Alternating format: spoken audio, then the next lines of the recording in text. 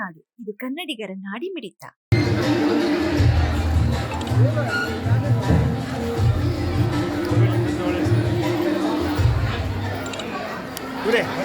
ಹಿಂದೆ ಬನ್ನಿ.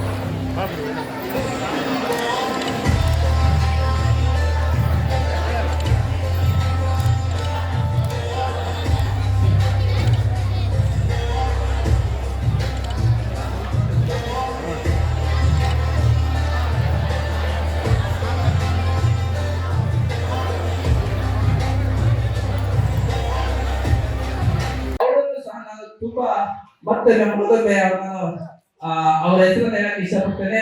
ಹಾಗೇನೆ ಇಂದು ನಾವು ಏನಾದ್ರು ಜನಸೇವಿ ಫೌಂಡೇಶನ್ ನ ಮೂಲ ಕಾರಣ ಇವತ್ತು ನಾವು ಏನ್ ಮಾಡ್ತಾ ಇದೀವಿ ಅಂದ್ರೆ, ಒಂದು ಡಿಸೆಂಬರ್ 15ರಲ್ಲಿ ನಾವು ಉದ್ಘಾಟನೆ ಮಾಡಿದ್ವಿ. ಇವತ್ತು 16ರಲ್ಲಿ ನಮ್ಮ ಜನಸಿರಿ ಸಂಸ್ಥೆಯ ಮತ್ತೊಮ್ಮೆ ಎರಡನೇ ಒಂದು ಕಾರ್ಯಕ್ರಮ ಮಾಡಲು ನಾವು ತುಂಬಾ ಉತ್ಸುಕರಾಗಿ ಮಾಡಿದ್ದೇವೆ.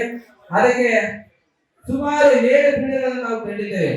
ಎಷ್ಟು ಅಂದ್ರೆ ತುಂಬಾ ಒಂದು ಅಷ್ಟೇ ಪ್ರೀತಿ. ಹಾಗಾಗಿ ಬಹಳ ಕಾರ್ಯಕ್ರಮಗಳು ಹೋಗ್ತಾ ಇದೆ. ಯಾವುದೋ ಒಂದು ಸಂದರ್ಭದಲ್ಲಿ ಕವಿ ಪ್ರೇರಣಾ ಅಂತಕ್ಕಂಥ ಕಾರ್ಯಕ್ರಮದಲ್ಲಿ ಗುರುಗಳು ಪರಿಚಯ ಆದರು. ಅಂದಿನಿಂದ ನಮ್ಮ ಸಂಬಂಧ ತಂದೆ ತಾಯಿಯ ಮಗದಂತೆ ತುಂಬಾ ಅಗಾಧವಾಗಿ ಬೆಟ್ಟದಂತೆ ಬೆಳೆಯಿತು. ಆ ಬೆಟ್ಟದಂತೆ ಗಿರಿ ಶಿಖರದಂತೆ ಸಮುದ್ರದಂತೆ ಬೆಳೆಯತಕ್ಕಂತ ಆ ಸಂಬಂಧ ಇಂದು ನಮ್ಮ ಜಿಲ್ಲೆಗೆ ಬಂದಿದೆ.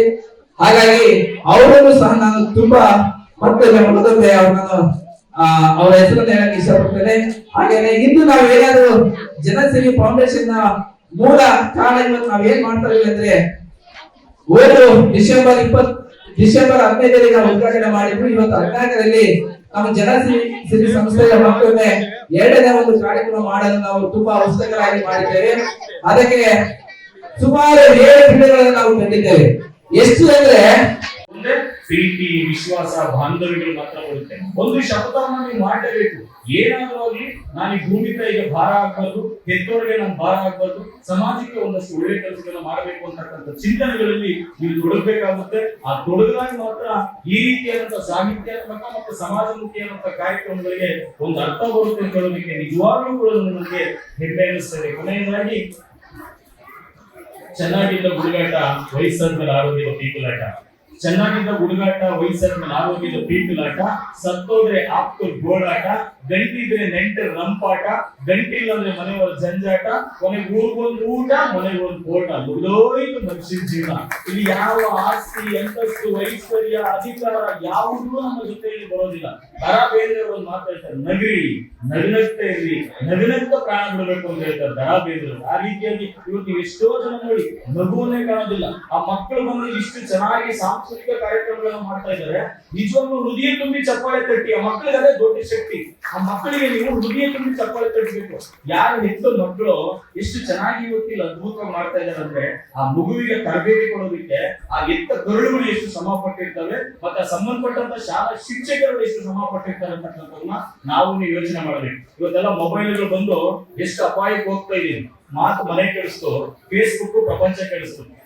ಮಾತು ಮನೆ ಕೆಡಿಸ್ತು, ಫೇಸ್ಬುಕ್ ಪ್ರಪಂಚ ಕೆಡಿಸ್ತು. ಹೊಟ್ಟೆ ಊಟ ಇಲ್ಲದೆ ಇದ್ರು ಮೊಬೈಲ್ಗೆ ಇಂಟರ್ನೆಟ್ ಇರಬೇಕು. 2G ಮಾನ 4G ಹಾಕ್ಸಿದ್ರು ಬರೋದಿಲ್ಲ. ಚಿಂತೆ ಇಲ್ಲವನಿಗೆ ಸಂತೆಯಲ್ಲಿ ನಿದ್ದೆ, ಮೊಬೈಲ್ ಅಲ್ಲಿ ಇಂಟರ್ನೆಟ್ ಇಲ್ಲವನಿಗೆ ಕೂದಲ್ಲೇ ನಿದ್ದೆ. ಈ ಮಟ್ಟಕ್ಕೆ ಹೊಟ್ಟೋಗಿದ್ದೀವಿ ಇವತ್ತು. ಈ ಮಟ್ಟಕ್ಕೆ ಹೊಟ್ಟೋಗಿದ್ದೀವಿ ನಾವು ಈ ಮೊಬೈಲ್ ಅಲ್ಲಿ. ಈ ಜಗತ್ತಿನಲ್ಲಿ ನೀವು ಗಮನಿಸಿ ಬೇಕಾದ್ರೆ ಅತ್ಯಂತ ಪವಿತ್ರವಾದ ವಸ್ತು ಯಾವ್ದು ಅಂತ ನೀವೇ ಗಮನಿಸಿ.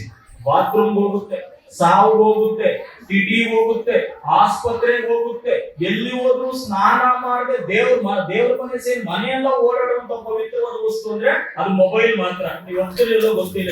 ಹಾಗಾಗಿ ನಾವು ನೋಡಿ ಎಷ್ಟು ನಾವು ಹೋಗಿರೋ ಜಳಕ ಮಾಡ್ಕೋತೀವಿ, ಜಳಕ ಮಾಡ್ಕೊಂಡು ದೇವ್ರ ನಮಸ್ಕಾರ ಮಾಡಿ ಭಯ ಭಕ್ತಿ ಹೋಗಿರ್ತೀವಿ. ಅದು ಮೊಬೈಲ್ ಮಾತ್ರ ನಾವು ಎಲ್ಲೂ ಬಿಡೋದಿಲ್ಲ. ನಮ್ಮ ಯಾರಿಗೊಬ್ರಿಗೆ ಹೇಳ್ತಾ ಇದ್ದೆ, ಇವತ್ತು ಒಬ್ಬ ಮನುಷ್ಯ ಒಳ್ಳೆಯವನು ಕೆಟ್ಟವನು ಅಂತಕ್ಕಂಥ ನಿಜವಾದ ರಹಸ್ಯ ಗೊತ್ತಿರೋದೇ ಮೊಬೈಲ್ಗಳಲ್ಲಿ. ಎಲ್ಲೂ ಇಲ್ಲ. ನೀವು ನೋಡಿ, ನೀವು 1 ಲಕ್ಷ ಹಣ ಕೇಳಿ ಏನೋ ಮಾಡಿ ದುಡ್ಡು ಕೊಟ್ಬಿಡ್ತಾರೆ. ಒಂದು ಚಿನ್ನವನ್ನ ಕೇಳಿ ಏನೋ ಮಾಡಿ ಪ್ರೀತಿಯಿಂದ ಕೊಟ್ಬಿಡ್ತಾರೆ. 5 ನಿಮಿಷ ಮೊಬೈಲ್ ಕೊಡಿದ್ರೆ ಒಬ್ರು ಕೊಡಲ್ಲ.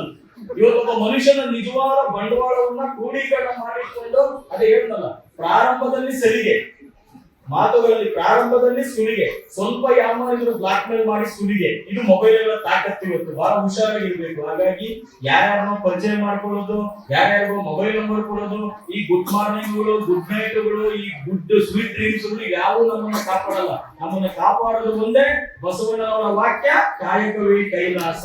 ಒಂದೇ ನಮ್ಮನ್ನ ಕಾಪಾಡೋದು, ಯಾವುದೂ ನಮ್ಮನ್ನ ಕಾಪಾಡೋದಿಲ್ಲ.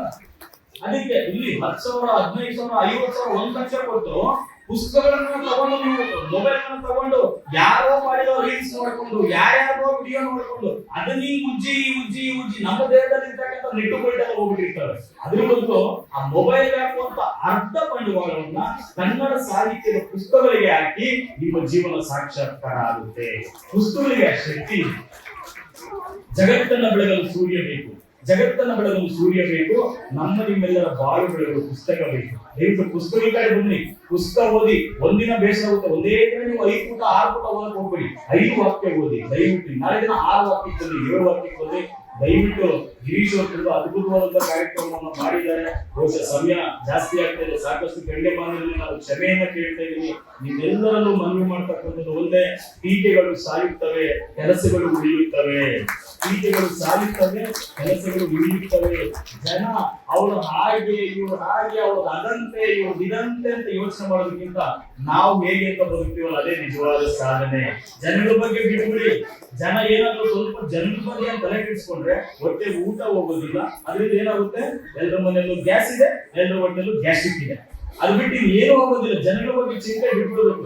ನಮ್ಮ ಆರೋಗ್ಯವನ್ನು ನಾವು ಕಾಪಾಡ್ಕೊಂಡು ಹೋಗ್ತಾ ಇರ್ಬೇಕು ಅಂತಕ್ಕಂಥ ಮಾತನ್ನ ಹೇಳ್ತಾ, ಕೊನೆಯದಾಗಿ ಜನನ ಎಂಬ 3 ಅಕ್ಷರ, ಗೌರವ ಎಂಬ 3 ಅಕ್ಷರ, ನಂಬಿಕೆ ಎಂಬ 3 ಅಕ್ಷರ, ನಾಚಿಕೆ ಎಂಬ 3 ಅಕ್ಷರ, ಮರ್ಯಾದೆ ಎಂಬ 3 ಅಕ್ಷರ, ಕುಟುಂಬ ಎಂಬ 3 ಅಕ್ಷರ, ಮಡದಿ ಎಂಬ 3 ಅಕ್ಷರ, ಮಕ್ಕಳು ಎಂಬ 3 ಅಕ್ಷರ, ಶಿಕ್ಷಣ ಎಂಬ 3 ಅಕ್ಷರ, ಶಿಕ್ಷಕ ಎಂಬ 3 ಅಕ್ಷರ, ಅಕ್ಷರ ಎಂಬ 3 ಅಕ್ಷರ, ಸ್ವಾಮೀಜಿ ಎಂಬ 3 ಅಕ್ಷರ, ಗಿರೀಶ್ ಎಂಬ 3 ಅಕ್ಷರಕ್ಕೋಸ್ಕರ ನಾವೆಲ್ಲರೂ ಸೇರಿದ್ದೀವಿ.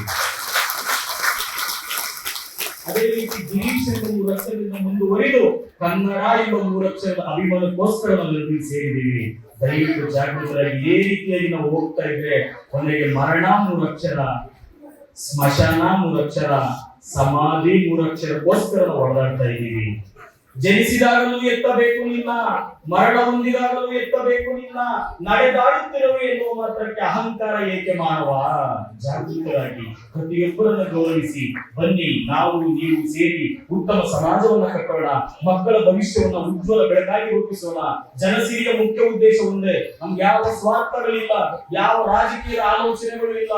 ನಮ್ಗೆ ಒಂದೇ ಆಸೆ ಇರ್ತಕ್ಕಂಥದ್ದು 31 ಜಿಲ್ಲೆಗಳು ಕೂಡ ಒಂದೊಂದು ಗಿರೀಶ್ ಕರ್ಕೊಂಡು ಹೋಗ್ಬೇಕಲ್ಲ. ನಮ್ಮ ಉದ್ದೇಶ ಒಂದೇ ಇರೋದು, ಆ ಸಮಾಜಕ್ಕೆ ಒಳ್ಳೆಯದಾಗಿ, ಆ ಮಕ್ಕಳ ಭವಿಷ್ಯ ದೇಶಕ್ಕೆ ಶಕ್ತಿಯಾಗಿ ಅಂತಕ್ಕಂಥ ಮಾತನ್ನು ಹೇಳ್ತಾ, ಏರಲಿ ಆರಲಿ ಎತ್ತರದಲ್ಲಿ ನಮ್ಮ ಕನ್ನಡದ ಬಾವುಟ, ಬಾಳಲಿ ಬೆಳಗಲಿ ಹಬ್ಬಲಿ ಹರಡಲಿ ಪ್ರಜ್ವಲಿಸಲಿ ನಮ್ಮ ಕನ್ನಡ ಭಾಷೆಯನ್ನು ಹೇಳಿ ಇಲ್ಲಿ ಸೇರಿರುವ ಎಲ್ಲ ನನ್ನ ಕವಿ ಮಿತ್ರರಿಗೆ, ಪೂಜ್ಯ ಶಿಕ್ಷಕ ವೃಂದದವರಿಗೆ, ಗುರುಗಳಿಗೆ, ರೈತರಿಗೆ, ಸೈನಿಕರಿಗೆ ಎಲ್ಲ ಅವರ ಪಾದಾರವಿಂದಕ್ಕೆ ನನ್ನ ಶರಣಾರ್ಥಿಗಳನ್ನು ಸಲ್ಲಿಸಿ ನನ್ನ ಮಾತಿಗೆ ವಿರಾಮ ಹೇಳ್ತಾ ಇದ್ದೀನಿ. ಮತ್ತೊಮ್ಮೆ ಮಗದಲ್ಲಿ ಎಲ್ಲರಿಗೂ ಒಳ್ಳೆಯದಾಗಲಿ ಅಂತ ಹೇಳಿ ನನ್ನ ಮಾತನ್ನು ಮುಗಿಸ್ತಾ ಇದ್ದೀನಿ. ಜೈ ಭುವನೇಶ್ವರ್. ಮಾಡಿಕೊಳ್ಳಲು ಕೂಡಲೇ ಪಕ್ಕದಲ್ಲಿ ಕಾಣುವ ಬೆಲ್ ಐಕಾನ್ ಕ್ಲಿಕ್ ಮಾಡಿ ನೋಟಿಫಿಕೇಶನ್ ಪಡೆಯಿರಿ.